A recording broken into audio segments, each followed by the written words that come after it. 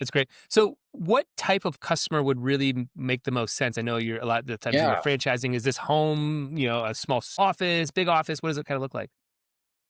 that's where we are actually. You know how a lot of companies say they're different, but they're really not.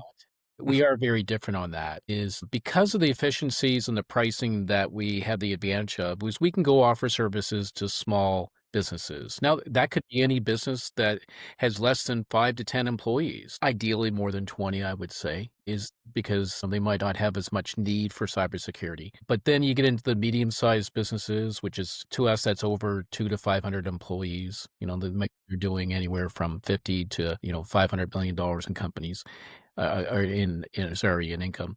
And then the other part is the enterprise world, which is obviously the big dogs, as we like to say, the billion-dollar company. Hmm. We've done work in each of these sections. And what's great about it is our franchisees out there, they deal with more the small to medium-sized businesses. Okay. Local businesses and from a corporate side, we deal with more of I should say they deal with more of the small, medium-sized businesses. We do more on the enterprise world. But that's what really separates us. So there's a lot of companies like ours that only want to play with the enterprise world, the top part, and they don't want anything to do with small to medium sized business. And the reason for it is cost, and their costs are more, and they can't provide cost efficient services Hmm. like that. But yeah, we can definitely go through the whole gamut, which is very different in the cybersecurity world. If somebody goes out and researches it, you'll see we're very different that way. Yeah. What does it take to sort of install what you do into a system? Are we looking at a huge undertaking? Is it something that you guys walk people through the processes? What does it sort of look like?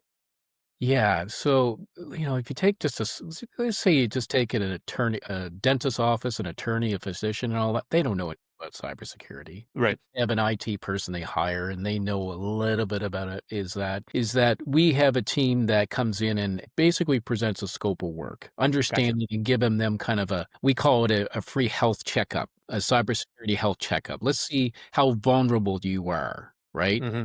Are all your windows open? Go back to that house analogy. Are all your Hmm. windows open? Is your door open? Because people don't know in their business, they have no Right. idea, right? Yeah. And nor can they. I mean, that's why Hmm.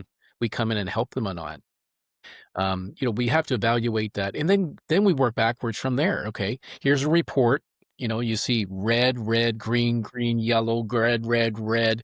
You don't want the red. The red Yeah. that's where the cyber criminals are gonna bloop, come popping in there, so and then going through and providing a report to them, and then doing a scope of work of that. How do we fix that? How do we remedy it? Remediation, it's called.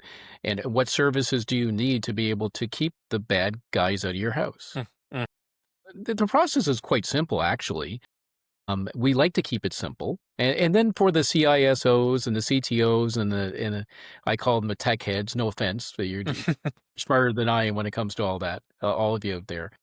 But at the end of the day, is they want to get into the weeds. They want to get in that Mm. technology part, and that's where our tech team just gets in and has those conversations with people like that to make them feel comfortable with the practices that we're doing. Yeah. That covers the realm of the customers that we have.